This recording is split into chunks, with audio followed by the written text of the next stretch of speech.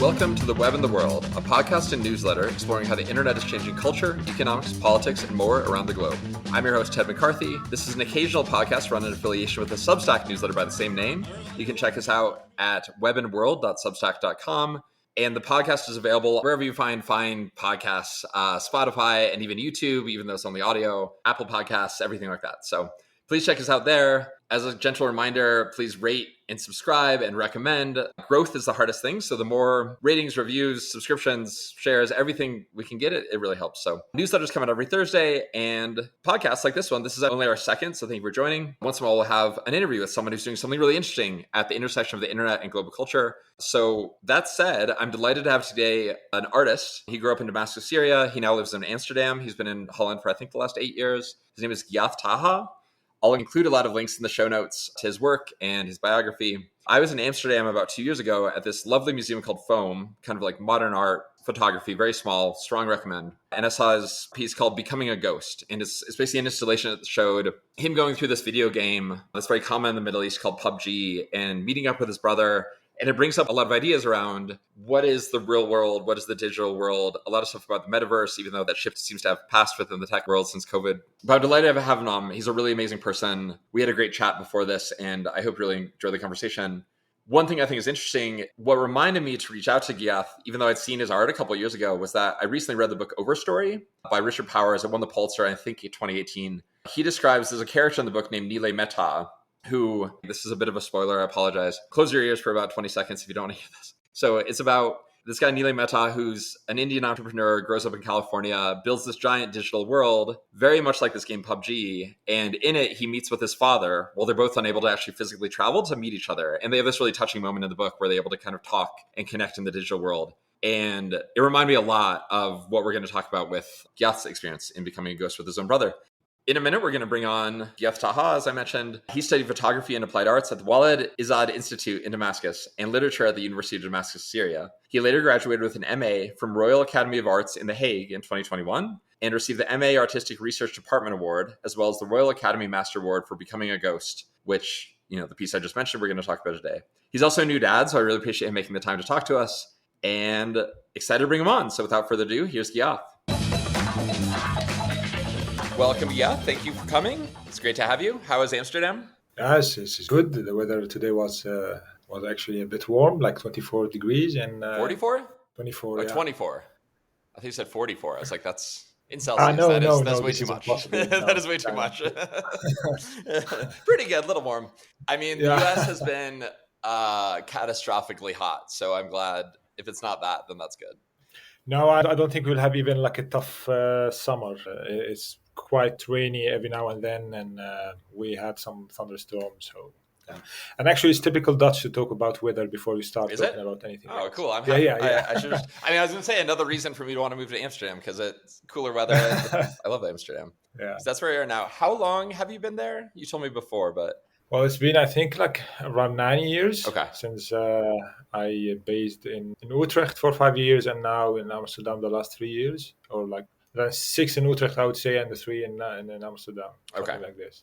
And before that, you were in Syria, kind of in and out of Syria, yeah? Yeah, I was in different places, when the Syrian revolution started, like in 2011. So there are some districts where the regime took control while, like the north of Syria for a while, like in Aleppo. Like Aleppo kind of, right? Yeah. Yeah, it was taken by the opposition. So you can also consider them like two different, systems. So I left in 2011 Damascus, but I left the north in 2013. Just something like this. Okay. And you grew up in Damascus, yeah? Yeah. Okay. But did you ever live in Aleppo? Well, I never visited Aleppo before the war. Really? But yeah, I was a really lucky person to be there for going in and out. I mean, because I stationed in the border in a with little Turkey. Village. Yeah, in a little town actually. So Hatay, Antakya, who got really recently hit badly by the earthquake. Yeah, of course. Yeah. I stationed there, so I used to go back and forth, and because it was a really tough situation to stay longer inside the Syrian land. So going back and forth was a kind of like a good thing to do for the health, Yeah, mental health, mental let's health, say. physical health. I Yeah, understand. Yeah, yeah. I can imagine. So I stayed there in Aleppo for quite some time, and Idlib as well. Okay. So both, yeah. I was there as an activist, and I walked around like photography and videos. Awesome. Yeah. Yeah, I mean, I should say for listeners, so I've been to a lot of those places. Like in 2008, when I lived in Turkey, I don't remember. We actually might have entered around Hatay because we flew down to Denizli, I think, and then crossed the border. So I got to see Aleppo, which I'm very grateful for, and Homs and Hama, right? And Hama, yeah, Hama. that's correct. And then we went out to Tadmor, Palmyra, which was amazing. Like Yeah. one of my favorite places in the world, honest to God. Like it's this like for listeners who it's called Palmyra in English, and it's this like desert oasis in the middle of nowhere. Not really the middle, but it's in the middle of the desert. And I actually fell asleep during the car ride and looked out the window and saw these. I told myself, I was like, I don't want to fall asleep. Like it was a long car ride and hot, but I wanted to like see the desert become desert. And I remember just looking out the window and seeing these big kind of, it was desert. Like it was full kind of like sand dune. And anyway, I loved it. I'm grateful that I got to go there. I do have actually a question. I wasn't going to ask this, but since you were there in 2011, there was a lot of talk at the time in the West about, there's like the Arab Spring and Twitter revolution and all this stuff. What was your internal feeling? Was there that level of like, this is exciting and the internet is exciting? Or from your point of view, was it like, this is stupid? No, absolutely, it wasn't stupid because it's not easy to talk about the Syrian topic or anything course. related to Levant area in a way because it's very dense, very complex for also listeners to know what happened or what's keep happening. But it's everybody knows that Syria lived for quite a long time under the authority of a dictatorship. Yeah, one family and one party, I would say, ruled the country since 1961, I think. Wow. Yeah, to be sure. So after the united with Egypt, because Egypt and Syria became one country for 3 years, and then after that, the PAS party took the power since 1961, and then Assad father took the power, I think, in 1970. So, and now the son. And if you look at the Syrian constitution, it's a republic country. It's not a monarchy era. A monarchy, or so something like this. So it's a dictatorship. So what happened and should have happened even before, and it happened even before. A lot of attempts to change the status quo, but that's how it went. 2011 was the time. Yeah. Okay, thank you. So I wanted to ask, I mean, I love your art, like we've talked about, and that's a lot of why I brought you on, right? So you had this thing Becoming a Ghost, which, just to explain to listeners, I saw this actually in Amsterdam at the Foam Museum, which is I thought, very cool photography, kind of modern art museum, small one in Amsterdam a couple of years ago. And my understanding of Becoming a Ghost was there's this game, PUBG, is that how you call it? Yeah, that's true. PUBG is kind of like one of these like first-person shooters where there's real players, right, from out in the world. So like you and I could be playing and meet in the game. And a lot of what you talked about was kind of your exploration of the game and also meeting up with your brother who was part of the game. And then, you guys would like meet basically in the virtual world.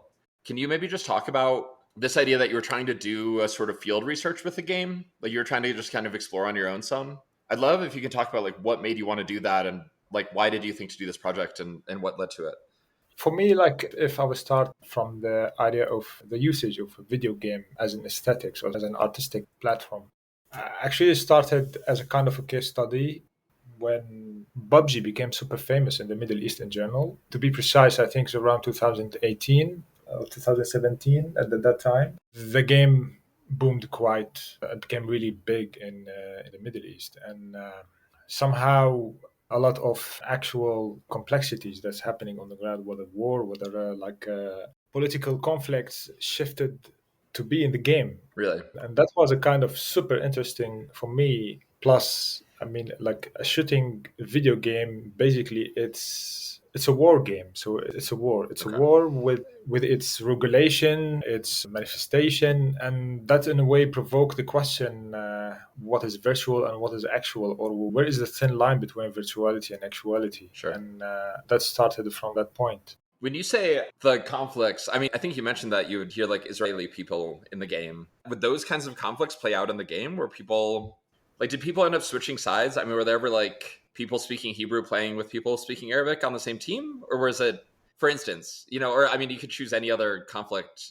Yeah, I mean, to be sure, I'm not quite also following whether people still play in it or not Okay. for the time being. But I would say at least the last couple of years when it was maybe perhaps still quite big, a lot of this, again, these actual conflicts and the real world shifted to be there, whether like Israeli Arabic slash Palestinian conflict, whether like pro-regime Assad in Syria against the opposition. There is the possibility to talk in the game, also open a different possibilities for people to express themselves, to express their anger from the from the from the other real in a way. stuff. So yeah. So it was super interesting to see. Yeah. And again, was like to provoke a kind of question to which level war is virtual as well, you know?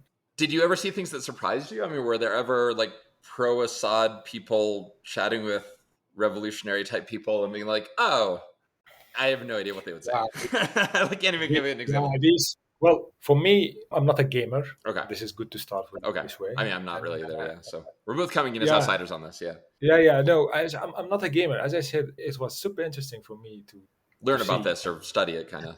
Yeah, and since I had the experience of a real war, as I mentioned at the beginning, being in Aleppo and all these places, and witness a real suffering of people and what the ugliness of war and all these stuff, and revisit this and having this chance to revisit these feelings again virtually was a kind of really intriguing. So I was skeptical whether I should do this or not. Really, that it might like Yeah, absolutely, trigger pain or absolutely. bring back. Yeah, at least the sound manifestation, because the graphics of the game weren't the best, because it's quite affordable to play with.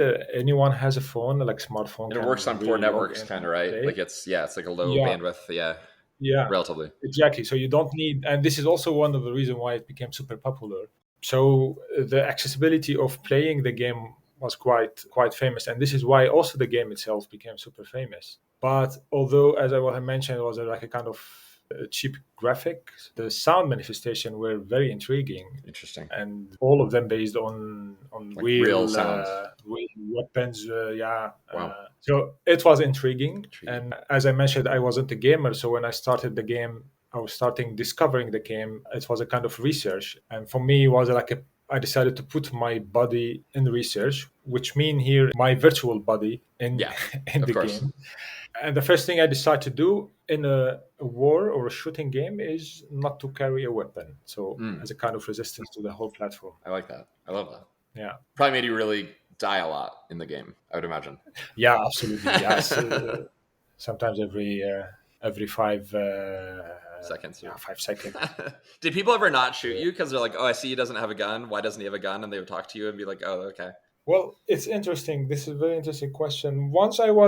I put myself once in one of like an abandoned house, and there is ability in the game to speak with other avatars if they are quite close by your location, your virtual location. So you can talk to them. Otherwise, you have to be in the same team to talk Oh, all the really? time together. Okay. Yeah. So yeah, once an avatar was surprised that we started speaking like, "What you doing here without a weapon?" And then he asked me, where you come from?" We shared some roots, That's cool.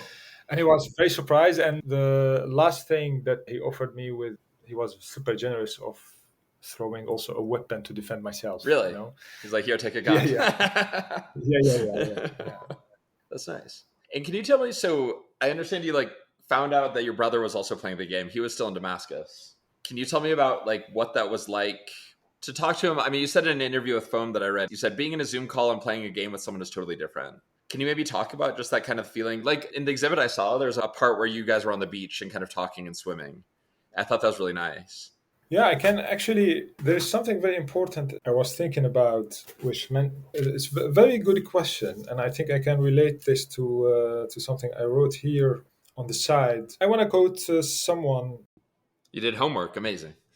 Yeah, no, absolutely. Like, because it's very important. Like Timothy Lerner, he's a very well known historian, especially related to. He has a lot of books about media and digital studies. So he says something very important. Like in the post-human state, there is no demarcation between bodily existence and computer simulation, between cybernetic mechanism and biological organisms. Interesting. So what I think, in my perspective, the all this virtuality, especially when it comes to something like video gaming, there is a high level of immersion in a way. You are in a very In that immersed world. experience, and the bodily manifestation that represented through some avatars and being there is totally different than having a phone call like what we have now. Yeah, like we're doing now. Because basically we sit, we talk, we see each other, but there, this immersed experience, it gives slash also the bodily manifestation, it gives totally a different level of interaction and interactivity and engage with the platform in the first place and also with the others. And that's also what makes this experience quite unique and scary at some point as well. Scary how? Yeah, because this neurological immersion, I would say, because for me it felt like, because you mentioned like, yeah, I met my brother, but You didn't actually meet him. I didn't meet him, Yeah. but we met, Yeah, so interesting. it's again like a kind of a quantum physics It's like a Schrodinger's cat kind of thing. yeah, Giath, absolutely. PUBG cat. Yeah. Yeah, it's again, I mean, this is why it's called becoming a ghost, and the ghost here is, in order to meet a ghost you have to become a ghost, and the position of being there and not being there is actually the characteristic of a ghost. It's a really interesting point. This is what it meant also to be like, to meet and not to meet as well. With your brother. Yeah. Yeah, absolutely. Yeah.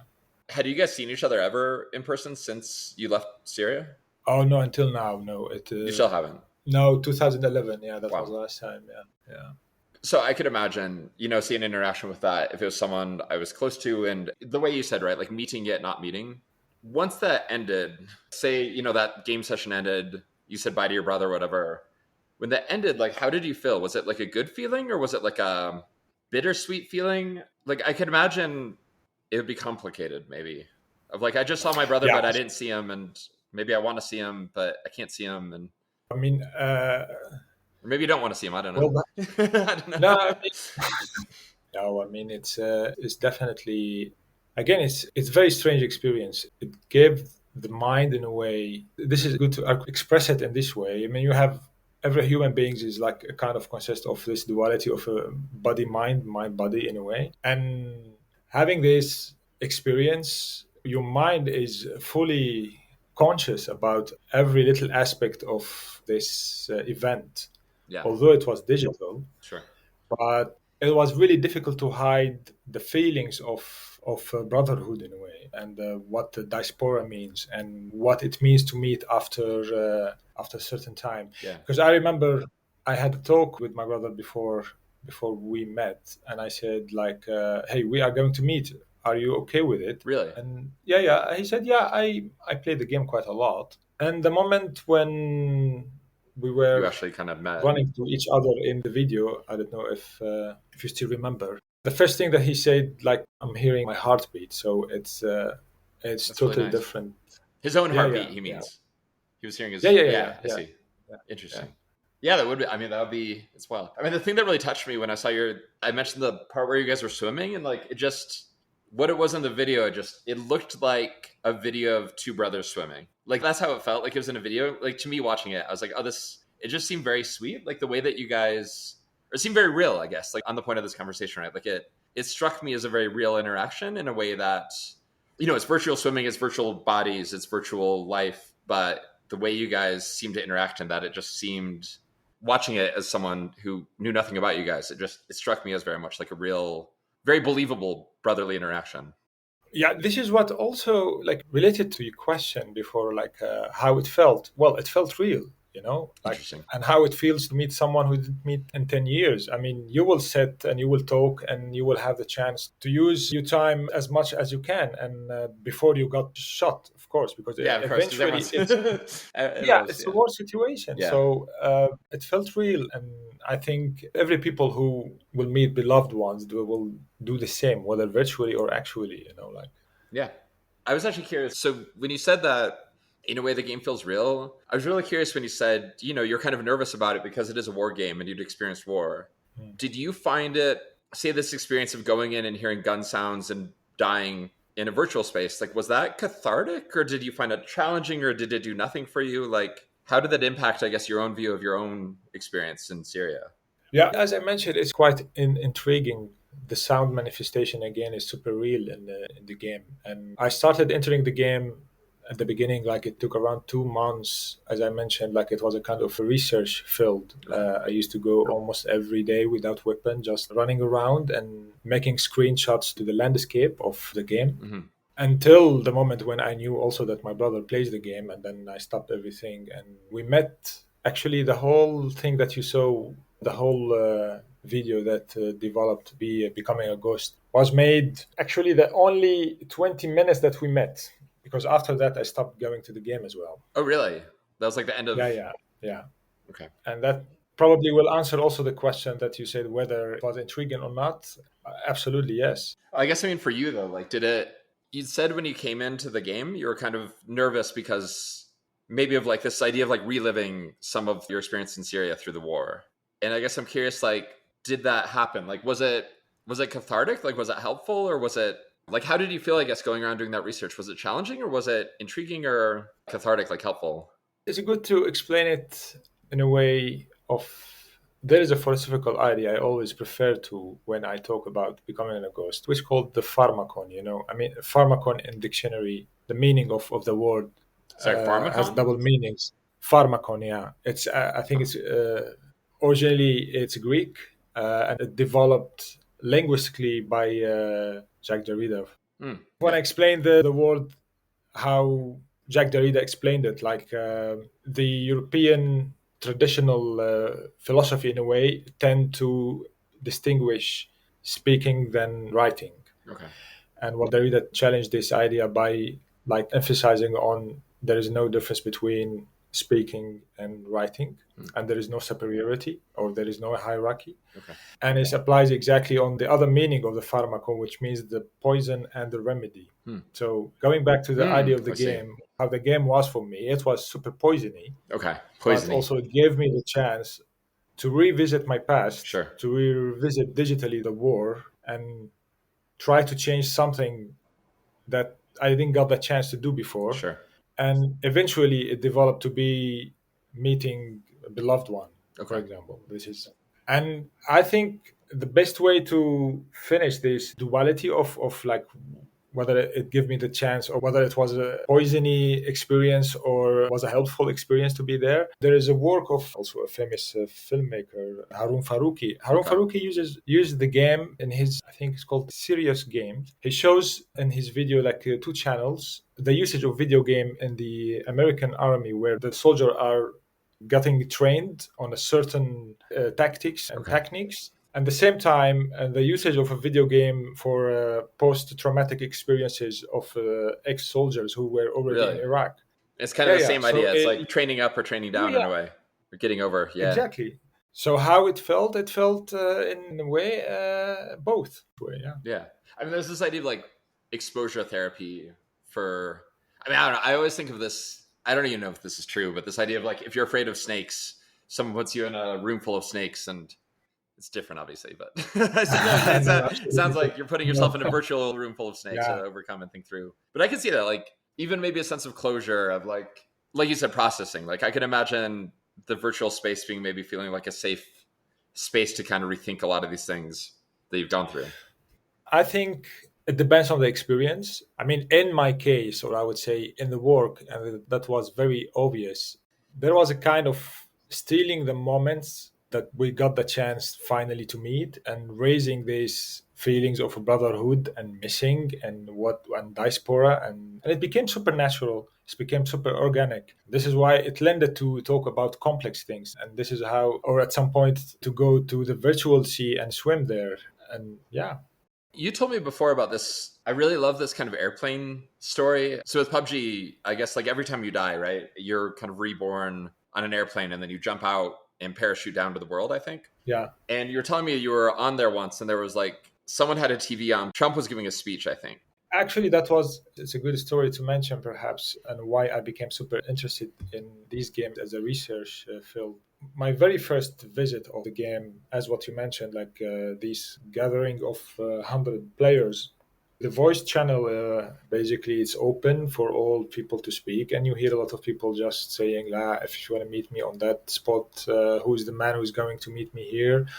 Well, let us meet people with this certain political background there, so there is always a kind of tension in this moment. And you hear also sometimes like a funny stuff, like a mother who's calling her son Like just who's to playing stop or something. because the food is ready, for example. So Dinner's ready, and, stuff like. yeah, it's super weird, super like a surreal world in a way. And suddenly I heard the voice of Trump, especially after the losing of the election, Okay. and how Trump sounds most of the time. And Yeah. then one of the players Trump said, sounding like, yeah, Trumpy. well, we got enough from American politics and stuff. And, yeah, so shut the TV off and let us play, So, and then in that moment, you understand, like, how these, like, it's a kind of blur line between what is actual and what's virtual. When you were telling it to me before, I thought about, this idea that like Donald Trump was in the real world giving this speech, which was transmitted through a digital world to someone's TV in the Middle East, probably. Yeah. Which was then came out in the real world in that person's home, which was then retransmitted through the digital world to the PUBG game where you all heard them. Yeah. And you're right, like it's like a double or triple level of like analog, virtual, and I find it very interesting. Yeah, it's like an inception, like a dreamer within a dream. Inception, yeah, exactly. Yeah, it's like... yeah, exactly. So you mentioned the idea of like expatriation a bit, and obviously about borders, like borders come into a lot of this stuff. Can you maybe talk about, you have this art piece called My House Has Tunnels? Yeah. And 5 almond seeds. I guess like, and I'm going to link, by the way, we'll have in show notes, like links to a lot of your art and your website and all this stuff. But I mean, obviously you have your own personal experience with like expatriation. I guess like what has made you, do you think, want to do art about this? Like what impels you to want to focus on this? Because I find these ideas super interesting too. Right? Like I've moved around a ton throughout my adult life. I've lived outside the US. I've lived many places within the US. And I think a lot about like, what does home mean? And like, what do borders mean? And like, what does a country mean? And what makes a people? What are borders? Where are all these things? And like, what does it mean to be away from home too, right? Like if you are from a place, what does it mean to not be there anymore? And like, what does it mean for your own identity? So like, what do you think has made you want to focus on those questions? It's a delicate question. And I think it's very much related to the works, both of the works that you mentioned. 5 Almond Seeds was more about the idea of connectivity and how certain things happening in a place that is so far from the other place, basically all these are affected by each other. And the other work is more like about liminal spaces in a way, as the My House Has Tunnels. And what liminal space is, a kind of a transitional period of being in a place or leaving a place and moving to another place or like another status.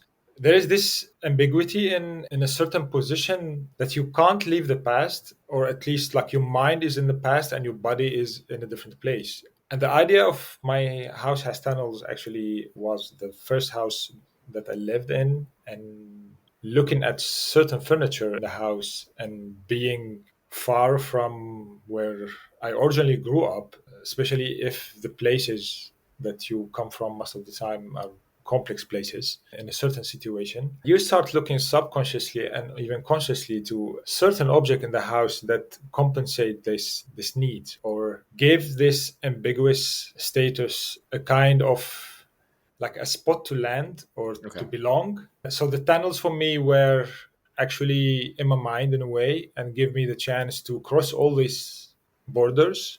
And these tunnels were like a borders to look at these objects, and these objects meant something personal, whether a brother, whether a sister, whether a mother, whether a friend.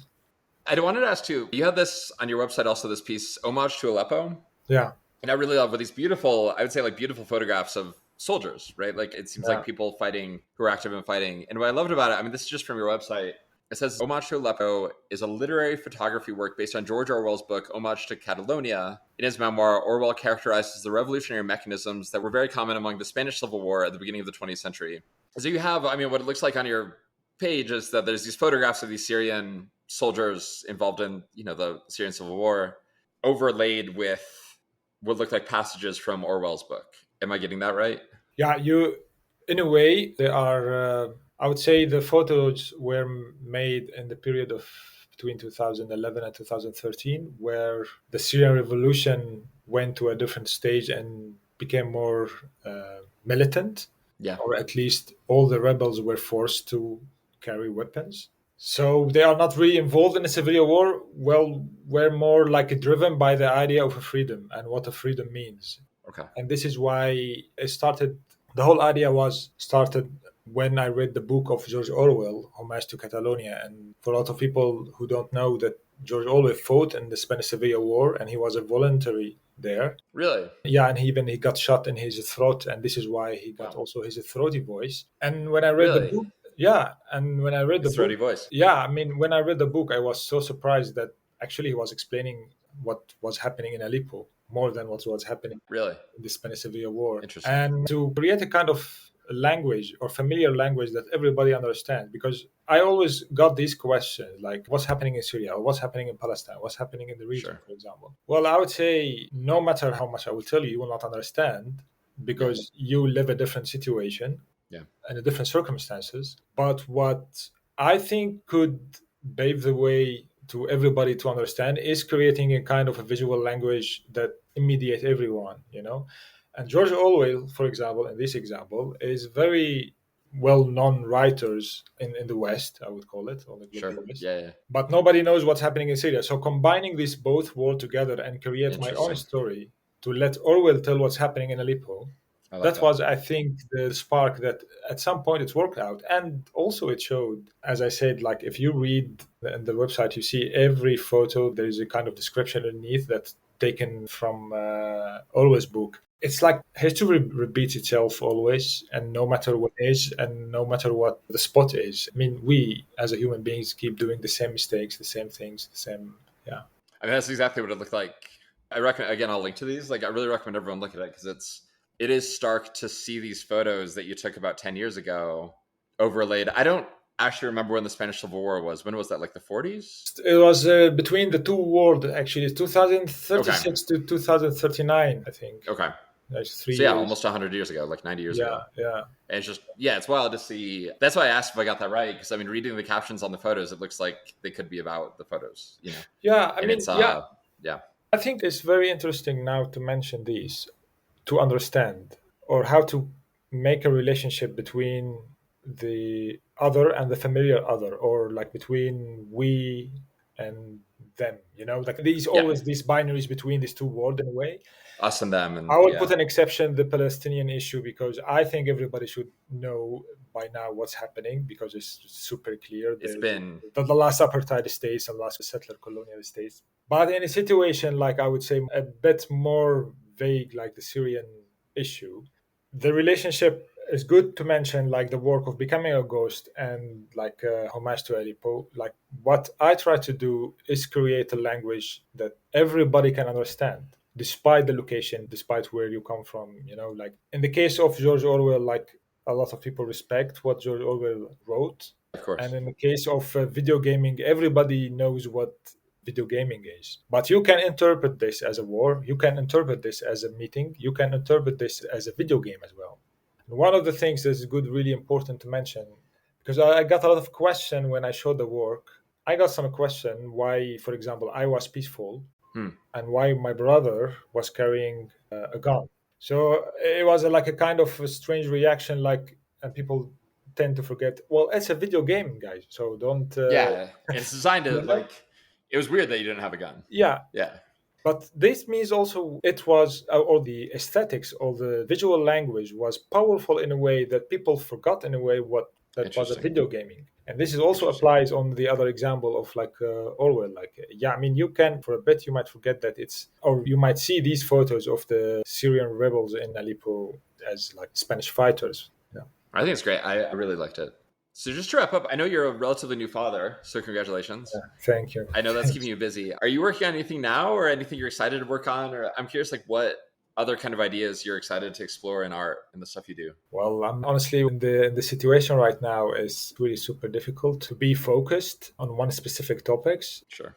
In a way, like my mind is floating around between some ideas like what it means to slow down and what it means to, as what we discussed, also like borders. Yeah. But I'm very much, like to sustain the status of being an artist is very much connected to productivity. And for me, sure, I don't want to produce something if it's not quite sure that it has all the aspect of it, you know. Like, you don't want that to be the thing that's out there if you can. I mean, also, Agreed. like, if going back to what's happening now in Gaza, like, in case of producing art related to what happened, I mean, from my opinion, I mean, everybody has a different opinion. Like, I think creating a kind of reactionary art for now is a kind of.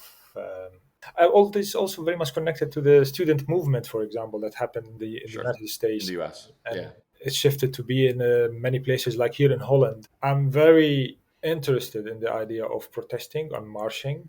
It's related to walking, and it's related to the idea of assemblage and how all these bodies are assembled in one spot to express something. You know, it's very powerful, and there is a high sense of solidarity, and there is a high sense of vulnerability as well. Sure. You know, physical vulnerability also. Yeah. Sure. Thank you. Yeah. Welcome. So where can people find are you on social media at all? I mean, as I said, I'll include links. Your website, I think, is giathtaha.com, right? Yeah. giathtaha.com. That's you. I'll include the link anyway. But is there anywhere else where people can find your work or follow you or anything like that? Well, I'm not super active on Instagram, but I am on it, of course. Same name, Okay. but yeah, I'm such a lazy person when it comes to social media. I think you're a smart person about social media. If you're staying up, I think that's the smart thing. It's not lazy, it's smart. Well, thank you so much, Giath. I really appreciate your time. Yeah, And it's you're been a welcome. delight to talk. Thank you for sharing everything. You're welcome.